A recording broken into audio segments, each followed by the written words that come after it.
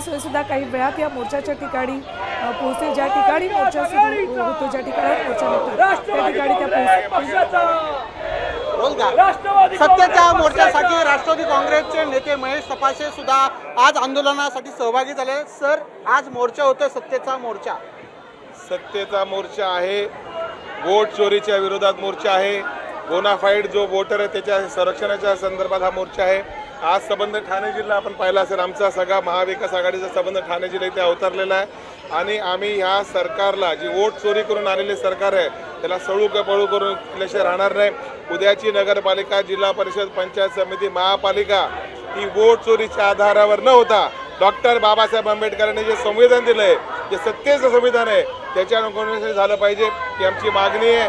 आणि निवडणूक आयोगाला विनंती आहे की पूर्ण मतदार याद्या स्वच्छ करा। कुठल्याही शौचालयामध्ये बसलेला मतदार आम्हाला नको, आयुक्तांच्या घरामध्ये 150 मतदारांची नोंदणी नको, एकेका घरामध्ये 200 मतदारांची नोंदणी नको। जे जेन्युइन आहेत त्यांना मतदानाचा अधिकार द्या, जे बोगस आहेत त्यांना डिलीट करा। सर, पोलिसांनी परवानगी दिलेली नाहीये मोर्चाला। आम्ही डॉक्टर बाबासाहेब आंबेडकरचे कार्यकर्ते आहोत, महात्मा गांधीचे कार्यकर्ते आहोत। पोलिसांच्या विनंतीला आम्ही हात जोडून विनंती केली, परवानगी द्या।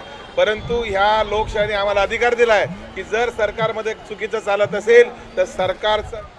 राष्ट्रवादीचे नेते महेश तपासेंची आपण प्रतिक्रिया पाहिली, त्यांनी देखील पुन्हा एकदा हल्लाबोल केलेला आहे। आपण बघतोय आता साधारणतः 10 ते 15 मिनिटातच मोर्चाला सुरुवात होणार आहे। दुसरीकडे एका हॉटेलमध्ये राज ठाकरे आणि उद्धव ठाकरे यांची गेल्या 15 मिनिटापासून चर्चा सुरू आहे। या चर्चेनंतरच मोर्चाला सुरुवात होणार आहे। त्याआधी गर्दी इथे हळूहळू जमायला लागली। सकाळपासूनच मोर्चासाठी जय्यत तयारी BMC कार्यालय परिसरामध्ये सुरू होती आणि हळूहळू आता गर्दी वाढायला लागली।